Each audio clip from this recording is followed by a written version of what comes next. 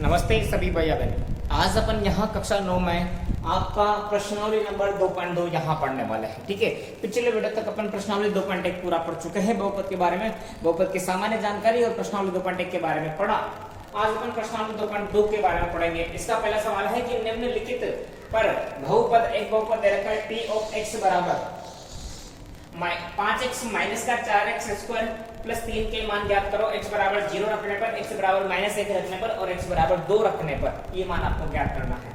चलिए सामान्य जानकारी आप बताइए कि मैं अगर आपसे प्रश्न पूछता हूं कि ये बहुपद कितने पदी है, कितने पद का है, तो 1 2 3 ये त्रिपदी बहुपद है। मैं आपसे प्रश्न पूछता हूं कि बहुपद कितने घातीय है, कितने घातीय, यानी इसमें x की अधिकतम घात कितनी है, तो देखो x की अधिकतम घात 2 है तो ये द्विघाती बहुपद हो जाएगा। ठीक है, अब आप बताइए द्विघाती बहुपद, द्विघाती बहुपद का जो मानक रूप था वो था आज जैसे p ऑफ x बराबर ax स्क्वायर प्लस का bx प्लस का c, ये था द्विघाती बहुपद का मानक रूप। ठीक है, मतलब आप जो x के मान है, चर राशि का मान है, उनको घातों के घटते हुए क्रम में लिखो, घातों के घटते हुए क्रम में। तो इसका अपन एक सही क्रम देख लेते हैं कि ये जो बहुपद का सही रूप है वो हो जाएगा p ऑफ x बराबर घातों का घटता हुआ क्रम। तो पहले तो क्या आएगा माइनस का 4x स्क्वायर, माइनस का 4x स्क्वायर, फिर आ जाएगा 5x और प्लस का 3। ठीक है, अब एक सवाल यहाँ आपसे डिस्कस करते हैं कि इस प्रश्न को करेंगे। जैसे 1 2 और 3 प्रश्न है, मैं एक प्रश्न आपको करके बता देता हूँ, बाकी 2 प्रश्न आप कर लोगे। पहला है x बराबर 0 रखने पर, दूसरा x बराबर -1 रखने पर, तीसरा x बराबर 2 रखने पर। तो मैं बताता हूँ तीसरा प्रश्न। तो देखो x बराबर 2 रखने पर, x बराबर 2 रखने पर, अब देखो इस बहुपद में x की जगह कितना है 2, तो जहां जहां x है, जहां जहां x है वहां वहां 2 रखेंगे। तो देखो यहाँ p ऑफ x की जगह 2 बराबर -4 इंटू x की जगह 2, 2 का स्क्वायर प्लस 5 इंटू x की जगह 2 और प्लस का 3, जहां जहां x है वहां वहां कितना रख दिया 2 रख दिया। देखो माइनस का 4 गुणा, देखो 2 का स्क्वायर कितना होता है, 2 का स्क्वायर 2 का वर्ग, 2 गुणा 2, 2 का स्क्वायर करना है, मतलब 2 गुणा में कितनी बार है 2 बार, 2 इंटू 2 बराबर कितना हो गया 4 हो गया, है ना। तो 2 का स्क्वायर कितना हो गया 4। आगे देखो 5 को 2 से गुणा करेंगे, 5 गुणा 10, 10 और 3 13, मतलब 10 और 3 हो गया। माइनस का 4 को गुणा करना है प्लस का 4 से, तो माइनस का 4 चौक 16, और ये 10 और 3 कितना हो गया प्लस का 13। अब ध्यान से देखो, अब ध्यान से देखो, माइनस का 16 और प्लस का 13, देखो 13 में से घटाना है कितना 16, 13 में से घटाना है 16, छोटी संख्या में से घटानी है बड़ी संख्या। तो छोटी संख्या में से बड़ी संख्या घटाएंगे तो माइनस में बचेगा, किसमें बचेगा माइनस में। हालांकि घटाते तो अपन किसमें से, बड़ी में से छोटी है, घटाएंगे 16 में से 13 बचेगा तो 3, 16 में से 13 गया तो 3 बचेगा, 14 15 16, लेकिन चिन्ह आएगा बड़ी संख्या वाला। कैसे पढ़ेंगे, 13 में से घटाया 16, छोटी संख्या में से घटाई बड़ी संख्या, तो क्या आ गया माइनस का 3, और ये क्या कहता है p ऑफ 2। तो आशा है आपको प्रश्न समझ में आ गया होगा। जहां जहां x है वहां वहां -1 रखना है, जहां जहां x है वहां वहां 0 रखना है। तो ये था अपना पहला प्रश्न। इसके बाद अपन करते हैं प्रश्न नंबर 2, यहाँ पर अपन करने वाले हैं। तो अब देखिए आप प्रश्न नंबर 2, प्रश्न नंबर 2 क्या कह रहा है कि निम्नलिखित बहुपदों में से प्रत्येक बहुपद के लिए p ऑफ 0, p ऑफ 1 और p ऑफ 2 का मान ज्ञात करना है।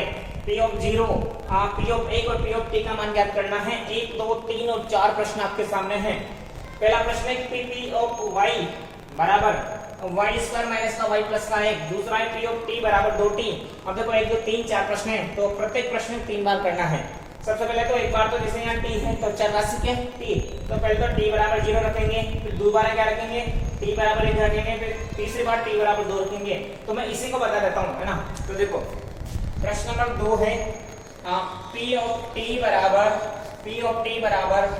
2t, 2 प्लस का t, ये 2 प्लस का t प्लस का 2t स्क्वायर माइनस का t की घात 3। तो ये रहा अपना प्रश्न। ठीक है, अब आप देखो पहले तो आप ये बताओ कि इससे जो बहुपद है या इसमें घातों का क्रम घटता हुआ है क्या? घात मतलब पहले बड़ी घात पे छोटी, फिर छोटी छोटी, नहीं इसमें उल्टा है, इसमें छोटी घात बड़ी घात उससे बड़ी घात। तो इसको सही कर लेंगे, सही क्रम अगर लिखना चाहिए तो पहले ये आएगा 3, तो माइनस टी की घात 3, घात 3 के बाद 2 घात वाला, ये रहा 2 घात वाला 2t स्क्वायर, फिर ये सिंगल घात t और प्लस का 2, ठीक है। तो ये इसका मानक रूप हो गया, ये इसका क्या हो गया? मानक रूप हो गया, ठीक है। ये बहुत जरूरी चीज है, आपको बहुपद तो आता है, मान रखना भी आता है, लेकिन अगर आपको ये नहीं आता कि ये सही क्रम है फिर आप, है ना, तो ध्यान से देखो अपने इस घातों को घटते हुए क्रम में रख दिया। अब सबसे पहले क्या रखेंगे? देखो इसमें चर राशि कौन सी है? t, मतलब ये चर राशि कौन सी है? इसमें t है, तो सबसे पहले अपन क्या रखेंगे? t बराबर 0 रखेंगे, जहां जहां t है वहां 0। तो अपन सबसे पहले t बराबर 0 रखने पर, तो देखो t बराबर 0 रखने पर, t बराबर 0 रखने पर, ठीक है। अब देखो जहां जहां t है वहां वहां कितना रख देंगे? 0। तो देखो ये रहा p ऑफ t की जगह 0 बराबर माइनस 0 और उसका क्यूब प्लस 2 इंटू टी की जगह 0, 0 का स्क्वायर प्लस टी की जगह 0 और प्लस का 2। ध्यान दो ये 0 का क्यूब करोगे सब 0 ही होगा, 2 ये 0 का स्क्वायर करोगे 0 हो जाएगा, और ये 0 इधर तो 2 बच गया। फिर देखो ये क्या, 2 को 0 से गुणा करोगे तब भी 0 और प्लस का 2, 0 में 2 जोड़ोगे तब भी कितना आएगा? 0। तो p ऑफ 0 कितना आ गया? p ऑफ 0 बराबर कितना आ गया? 2। तो ये रहा आपके सामने, जहां जहां t था वहां अपने कितना रख दिया? 0 रख दिया। तो 0 रख के इसको हल किया तो p ऑफ 0 बराबर कितना आ गया? 2। p ऑफ 0 बराबर कितना आ गया? 2। आशा है आपको समझ में आ गया होगा, ठीक है। अब रखेंगे दूसरे नंबर पर, बताइए कितना रखना है? p ऑफ 1, इसका मतलब क्या है? t बराबर 1 रखने पर, t बराबर 1 रखने पर जो जहां जहां t है वहां कितना रख देंगे? 1। तो देखना इसमें रख रहे मान p ऑफ t की जगह 1 बराबर माइनस 1 का क्यूब, है ना, प्लस 2 गुणा टी की जगह ये 1 का स्क्वायर प्लस टी की जगह 1 और प्लस का 2। अब देखो यहाँ करना है माइनस 1 का क्यूब, माइनस 1 का क्यूब मतलब माइनस 1 गुणा में कितनी बार है? 3 बार है। माइनस का 1, माइनस का 1, माइनस का 1, ये मतलब है ना माइनस 1 गुणा में 3 बार। तो माइनस को माइनस से गुणा करेंगे प्लस, माइनस को माइनस से गुणा करेंगे प्लस, प्लस को माइनस से गुणा करते ही माइनस, 1 को 1 से गुणा करेंगे 1, उसको 1 से गुणा करेंगे 1, तो आंसर कितना आएगा? माइनस का 1। कितना आएगा आंसर? माइनस का 1। फिर देखो ये 2 गुणा 1 का स्क्वायर, 1 का स्क्वायर का मतलब 1 गुणा 1, 1 को 1 से गुणा करेंगे 1 ही आएगा 1। ये देखो 1 और 2 कितना हो गया? 3 हो गया। कितना हो गया? 3 हो गया। फिर देखो माइनस का 1, 2 एकम 2 और प्लस का 3, माइनस का 1 प्लस का देखो 2 3 कितना हो गया? 5। अब देखो 5 में से घटाना है 1, 5 में से देगा जो 4, तो ये कितना आ गया? p ऑफ 1, p ऑफ 1 बराबर कितना आ गया? 4। p ऑफ 1 बराबर कितना आ गया? 4। आशा है आपको समझ में आ रहा होगा, ठीक है। तो p ऑफ 1 बराबर कितना आ गया? 4। तो उसके बाद आखिरी देखो कितना रखना है? p ऑफ 2 यानी t बराबर कितना रखना है? 2। t बराबर 2 रखने पर तो जहां जहां t है वहां कितना रख देंगे? 2। देखो तो ये p ऑफ t की जगह 2 बराबर माइनस की जगह माइनस, t की जगह 2 का क्यूब प्लस 2 इंटू t की जगह 2 का स्क्वायर प्लस t की जगह 2 और प्लस का 2। फिर देखो यहाँ करना है माइनस 2 का क्यूब, मतलब माइनस 2 गुणा में 1 बार 2 बार 3 बार, कितनी बार है? 3 बार। माइनस को माइनस से गुणा किया प्लस, प्लस को माइनस से गुणा किया माइनस, 2 दूना 4, 4 दूना 8, तो कितना आंसर आ गया? इसकी जगह माइनस का 8 प्लस 2 गुणा देखो 2 का स्क्वायर, 2 गुणा 2, 2 गुणा 2 कितना हो गया? 4। इधर देखो 2 और 2 कितना हो गया? 4। फिर देखो माइनस का 8 और प्लस का 2 चौक कितना होता है? 8 होता है, ठीक है, प्लस का 4। अब देखो ये माइनस का 8 प्लस का 8 है तो 0 हो गया ना, माइनस का 8 है प्लस का 8 है तो यहाँ पे देख लो ये माइनस का 8 प्लस का 8 और प्लस का 4 प्लस का 12, ठीक है। अब देखो 12 में से घटाना है कितना? 8 घटाना है 4 बचेगा, तो p ऑफ 2 बराबर भी कितना आ गया? 4 आ गया। p ऑफ 2 बराबर कितना आ गया? 4 आ गया। तो भैया मैं ये था आपके सामने प्रश्न नंबर 2। इसके बाद अपन करते हैं प्रश्न नंबर 3, ठीक है। लेकिन प्रश्न नंबर 3 करने के पहले मैं आपको 2 परिभाषा लिखाऊंगा, एक तो शून्य की और दूसरा शून्य निकाल के कैसा है, ठीक है। तो अपन करते हैं अगला प्रश्न। अब देखेंगे अपन परिभाषा, हाँ बहुपद के शून्य के बारे में परिभाषा जानेंगे। बहुपद का शून्य क्या होता है? तो बहुपद का शून्य चर राशि का मतलब एबीसीडी एक्स वाई जेड। तो बहुपद का शून्य चर राशि का वह मान होता है जिसको बहुपद में रखने पर उस मान को अगर अपन बहुपद में रखते हैं तो बहुपद का मान क्या हो जाता है, बहुपद का मान शून्य प्राप्त होता है, उसको बोलते हैं शून्य। क्या बोला जाता है? देखो शून्य और शून्य में अंतर है। शून्य का मतलब तो जीरो होता है, शून्य का मतलब जीरो, और शून्य का मतलब होता है कि चर राशि के वह मान जिसको बहुपद में रखने पर बहुपद का मान जीरो आ जाए वो क्या होगा? शून्य। महत्वपूर्ण बिंदु देखो किसी बहुपद के शून्य निकालने के लिए बहुपद को जीरो के बराबर रखा जाता है। किसी भी बहुपद का शून्य निकालना है तो उस बहुपद को जीरो के बराबर रखेंगे। जैसे मैंने कह दिया तुमसे कि 5x + 4 का शून्य निकालो, 5x + 4 का शून्य निकालो, तो 5x + 4 का शून्य निकालने के लिए इसको बराबर रखेंगे जीरो के। किसके बराबर रखेंगे? जीरो के।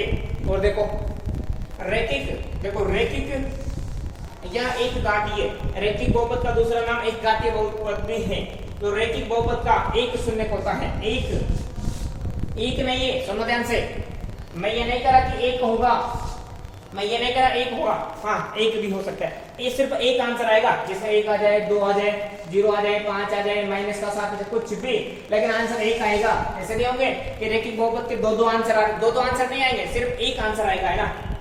अब देखो द्विघाती बहुपद के दो शून्य होते हैं, कितने शून्य? 2 शून्य। मतलब एक घाती रैखिक बहुपद का एक शून्य, द्विघाती के 2 शून्य, त्रिघाती के 3 शून्य, चार घाती के 4 शून्य। जितने घात बढ़ती जाएगी उस शून्य उतने होते जाएंगे। देखो जीरो भी किसी बहुपद का शून्य हो सकता है, तो महत्वपूर्ण परिभाषा, महत्वपूर्ण टॉपिक आपको समझने चाहिए, आपको उतारने चाहिए और आपको याद भी करने चाहिए, ठीक है।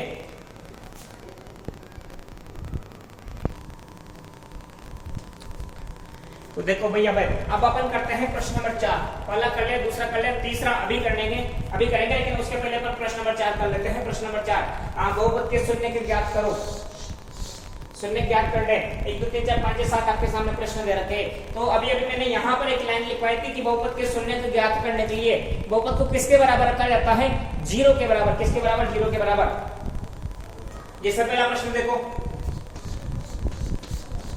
p of x बराबर x + 5, ठीक है।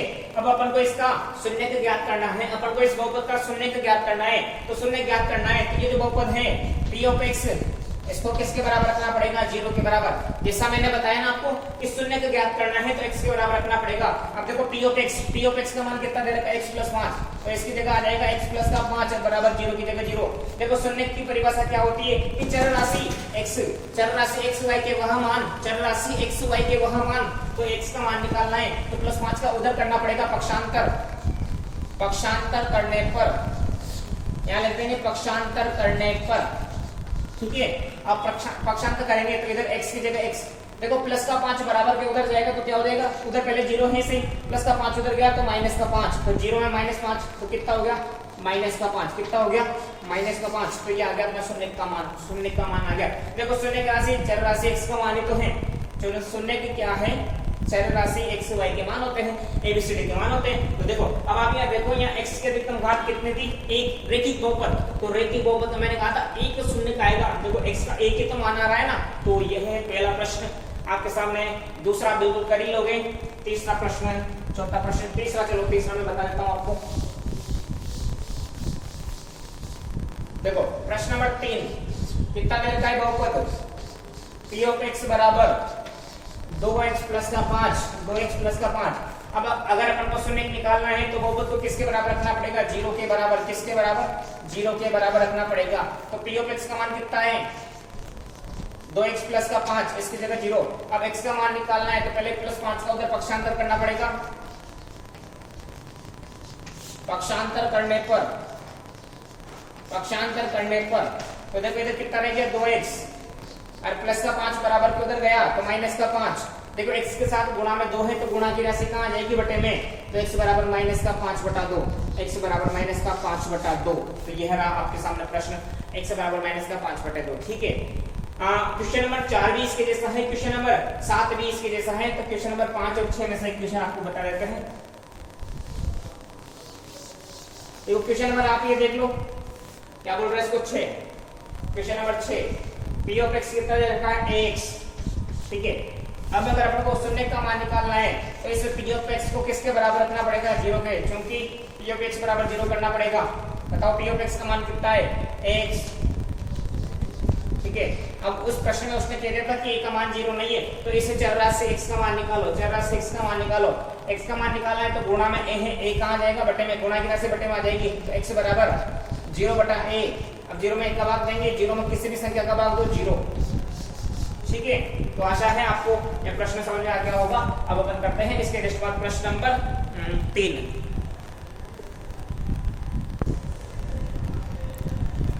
तो भैया मैं आज अपन सिर्फ इतना ही पढ़ रहे हैं, ये प्रश्न नंबर 3 अगले वीडियो में करेंगे। आप इनको जो भी आपको सवाल दिए जाते हैं, जैसे 3 सवाल इसमें, इसके पहले वाले में 3 है, उसके पहले वाले में 3 है, तो जो सवाल आपको दिए जा रहे हैं उनको आप कर लेना और विद्यालय में कॉपी वॉपी चेक कराने आ जाया करो, ठीक है। मिलते हैं अगली वीडियो में।